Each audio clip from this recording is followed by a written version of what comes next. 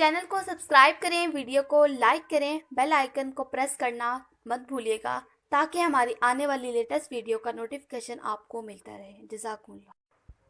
बिस्मिल्लाहिर्रहमानिर्रहीम। अस्सलामु अलैकुम वरहमतुल्लाहि वबरकातुहू।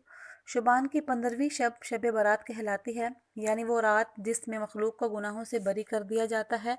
तकरीबन 10 सहाबा कराम से इस रात के मुतालिक अहादीस मनकूल हैं। हज़रत आयशा रज़ियल्लाहु अन्हा फरमाती हैं कि शुबान की 15वीं शब को मैंने नबी करीम सल्लल्लाहु अलैहि वसल्लम को अपनी आराम गाह पर मौजूद ना पाया तो तलाश में निकली। देखा कि आप जन्नतुल बकी के कब्रिस्तान में हैं। फिर मुझसे फरमाया कि आज शुबान की 15वीं रात है। इस रात में अल्लाह ताला आसमान दुनिया पर नज़ूल फरमाता है और कबीला बनी कल्ब की बकरियों के बालों की तादाद से भी ज़्यादा गुनहगारों की बख्शिश फरमाता है। दूसरी हदीस में है कि इस रात में इस साल पैदा होने वाले हर बच्चे का नाम लिख लिया जाता है। इस रात में इस साल मरने वाले हर आदमी का नाम लिख लिया जाता है। इस रात में तुम्हारे अमाल उठाए जाते हैं और तुम्हारा रिज्क उतारा जाता है। इसी तरह एक रवायत में है कि इस रात में तमाम मखलूक की मग़फ़िरत कर दी जाती है सिवाय 7 अशख़ास के।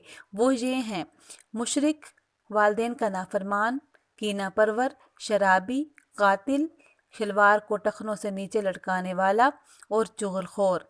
इन 7 अफराद की इस अजीम रात में भी मग़फ़िरत नहीं होती जब तक कि ये अपने जराइम से तौबा न कर लें।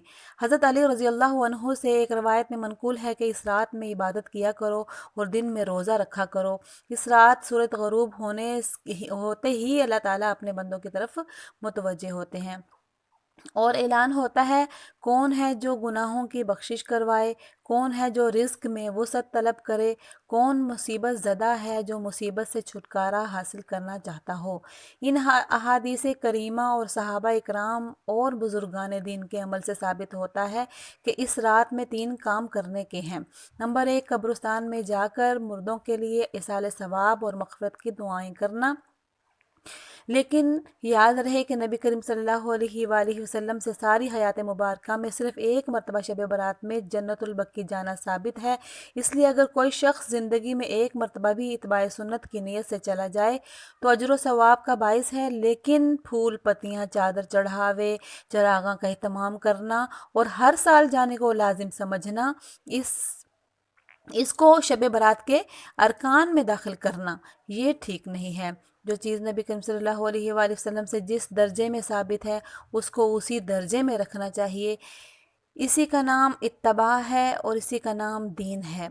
नंबर 2, इस रात में नवाफिल, तिलावत कुरान पाक, ज़िक्र व अज़कार, इनका अहतमाम करना। इस बारे में ये वाज़ेह है कि नवाफिल एक ऐसी इबादत है जिसमें तन्हाई मतलूब है। ये खलवत की इबादत है, इसके ज़रिए इंसान को अल्लाह का कुर्ब हासिल कर होता है। लिहाजा नवाफिल वगैरह तन्हाई में अपने घरों में अदा करने चाहिए। इस मौका को गनीमत जाने। नवाफिल की जमात और मखसूस तरीका अपनाना दुरुस्त नहीं है।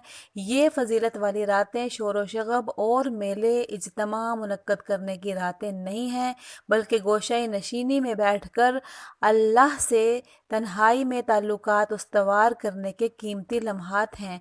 इनको ज़ाया होने से बचाएं। दिन में रोज़ा रखना भी मुस्तहब है। एक तो इस बारे में हज़रत अली रज़ियल्लाहु अन्हु की रवायत है और दूसरा ये कि नबी करीम सल्लल्लाहु अलैहि वसल्लम हर माह अय्याम बैज़ यानी 13वीं, 14वीं, 15वीं के रोज़ों का इहतमाम फरमाते थे। लिहाजा इस नियत से रोज़ा रखा जाए तो मौजब अजर सवाब होगा। बाकी इस रात में पटाखे बजाना, आतिशबाजी करना और हलवे की रस्म का इहतमाम करना, ये सब खराफात और इसराफ में शामिल हैं। शैतान इन फजूलियात में इंसान को मशगूल करके अल्लाह की मग़फ़िरत और इबादत से महरूम कर देता है और यही शैतान का असल मकसद है। बहरहाल इस रात की फ़जीलत बेअसल नहीं है और सल्फ़ सालिहीन ने इस रात की फ़जीलत से फ़ायदा उठाया है। मशाइख से इस सिलसिला में एक दुआ भी मनकूल है। बुज़ुर्गों से साबित है कि वो शब बारात को नमाज मगरिब के बाद सूरत यासीन 3 बार पढ़ते थे।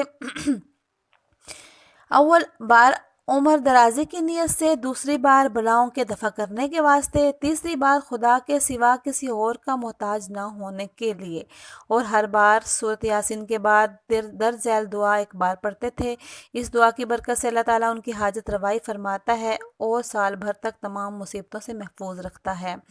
سید نفیس الحسینی فرماتے ہیں کہ مجھ کو مشائخ سے دعا پہنچی ہے، میں تمام مسلمانوں کو جو اس کے پڑھنے کے خواہش مند ہوں اجازت دیتا ہوں وہ دعا سن لیں۔ دعا یہ ہے: اللہم یا ذا المن ولا یمن علیک یا ذا الجلال والاکرام یا ذا الطول والانعام، لا الہ الا انت ظہر اللاجئین وجار المستجیرین وامان الخائفین، اللہم ان کنت کتبتنی عندک فی الکتاب شقیا او محروما او مطرودا او مقترا علی فی الرزق فامح اللہم شقاوتی وحرمانی وتردی واختار رزقی واثبتنی عندک فی الکتاب الكتاب سعيدا مرزوقا موفقا للخيرات، فإنك قلت وقولك الحق في كتابك المنزل على لسان نبيك المرسل، يمحو الله ما يشاء ويثبت وعنده